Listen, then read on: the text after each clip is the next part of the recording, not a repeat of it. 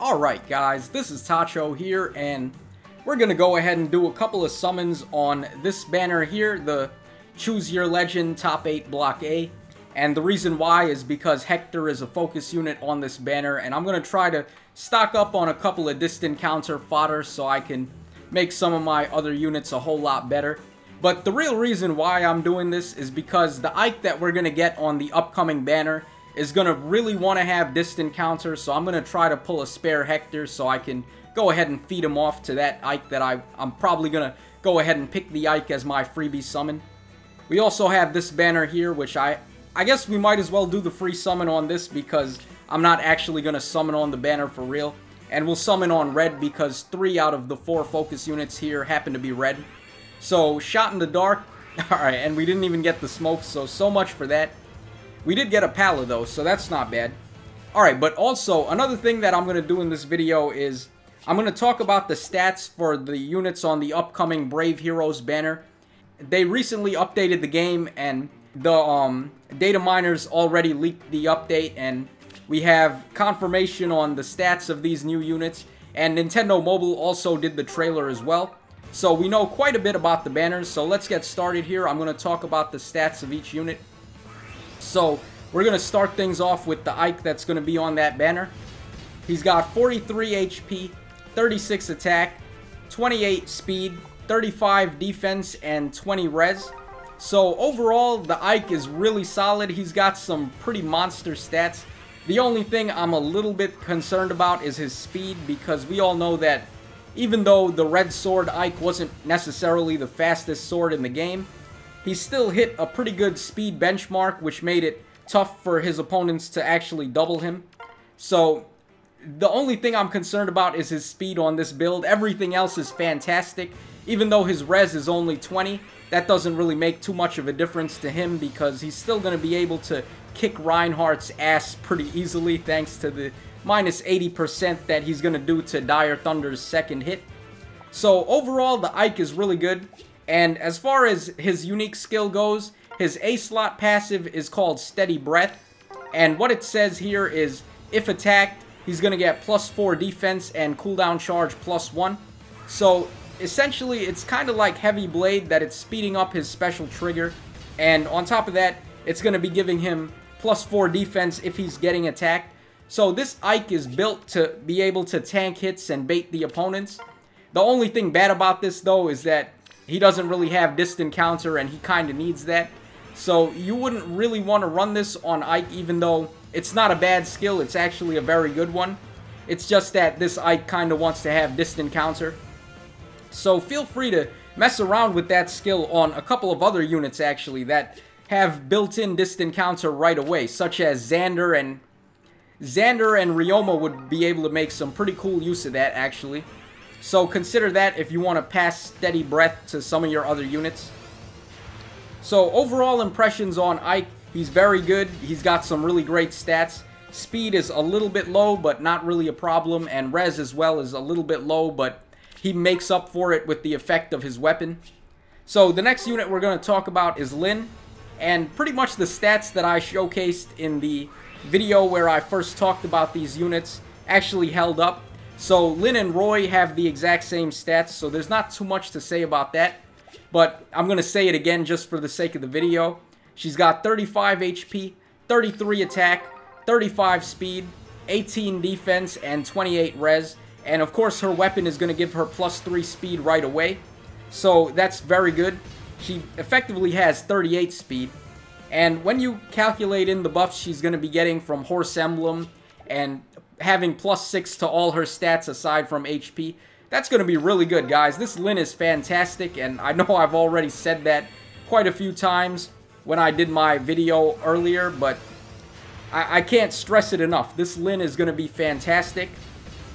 And as far as her skills go, she actually comes with Swift Sparrow 2 in the A slot. So they really favored Lin a ton here, because Swift Sparrow is probably the most offensive A slot passive in the game. Definitely going to be a must-have on a ton of units that want to be offensive.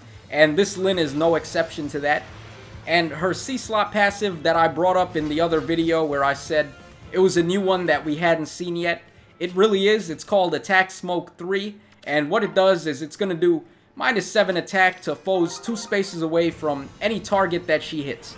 So it's a really cool skill. It's kind of like, I guess you could compare it to Savage Blow, where instead of doing chip damage, it's actually doing -7 attack. So it's like Seal Attack, except with a range on it. So that's pretty cool, especially because she's going to be able to hit opponents for free, thanks to having the Saka's Blessing as her B-slot passive. So she can actually make some pretty cool use of that. It's going to be interesting to see how this comes into play, though, so definitely look out for Lynn. I don't know why I need to keep saying that. You guys already know she's going to be a monster. Alright, the video cut for a second. Let's see if I can get it to come back. Alright, just 1 second, guys. We're having some technical difficulties here. Alright, we're back. I don't know what happened, but the video cut for a second. Nothing really too big happened. I just managed to summon a Frederick there. So we're going to keep going with these green summons in the hopes that I can pull a Hector. But, okay, moving back on to what I was talking about before with the Brave units that I was talking about their stats. So the next one is Roy, and we saw Roy's stats in the video already, so it's a little redundant to talk about this again, but I'm just going to bring it up anyway. So he's got 38 HP, 32 attack, 34 speed, 26 defense, and 24 res. So Roy is a very well-rounded unit. He really doesn't have any weaknesses aside from his HP being a little bit too low. But the rest of his stats are very solid. And of course he's going to be getting +3 attack automatically from his weapon. So it's kind of like he has 35 attack and 34 speed, which is pretty much on par with Bride Cordelia. The only difference, of course, is that Roy is a horse, so he's going to be getting +6 to attack and speed from Hone Cavalry. So Roy is going to be a fantastic unit. I know a lot of people have been giving him a bit of trouble, saying that he's the worst unit on the banner compared to the rest of them, and I can see where people are coming from with that, but at the same time, don't underestimate Roy, guys. He's actually a really good unit.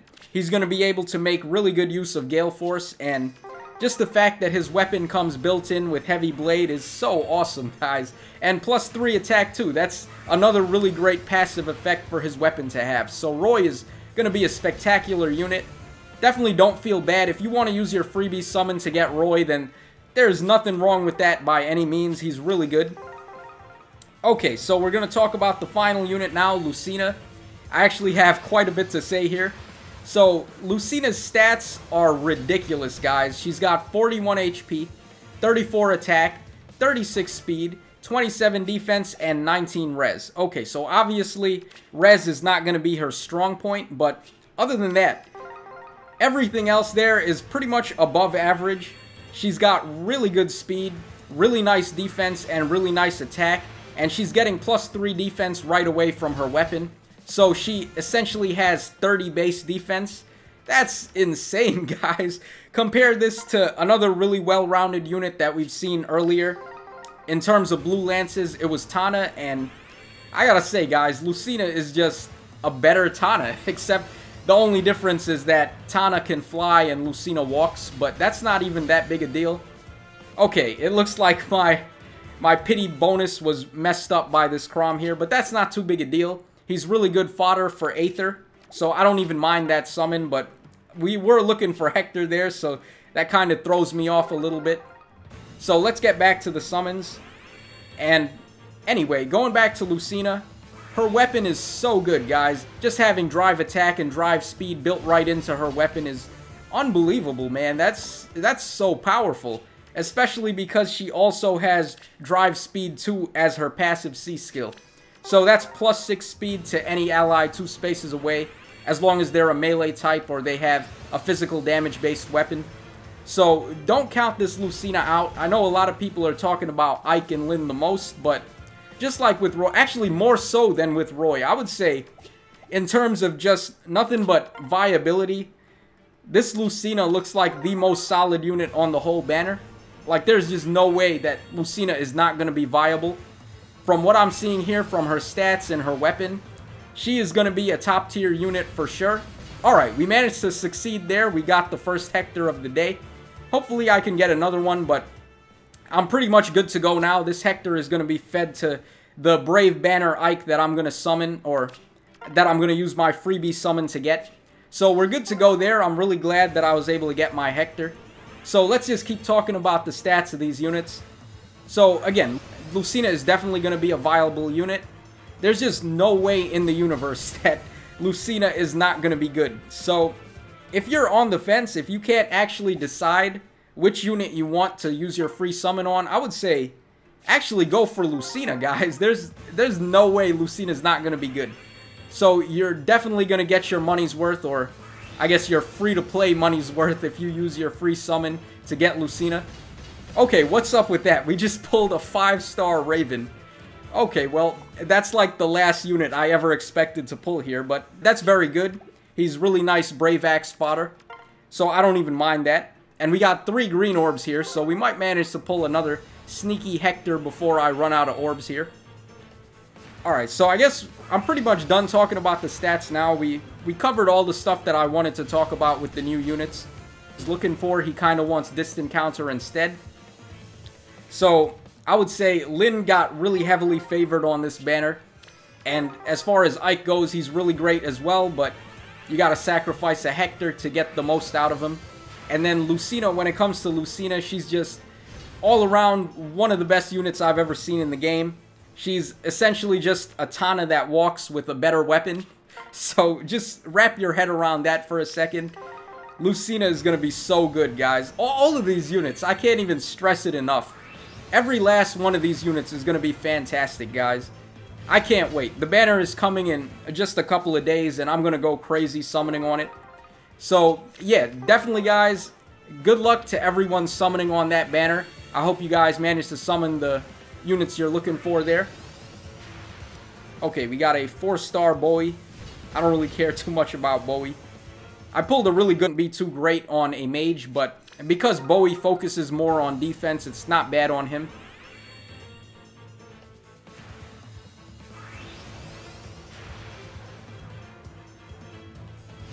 Okay, we got another Titania there. Alright.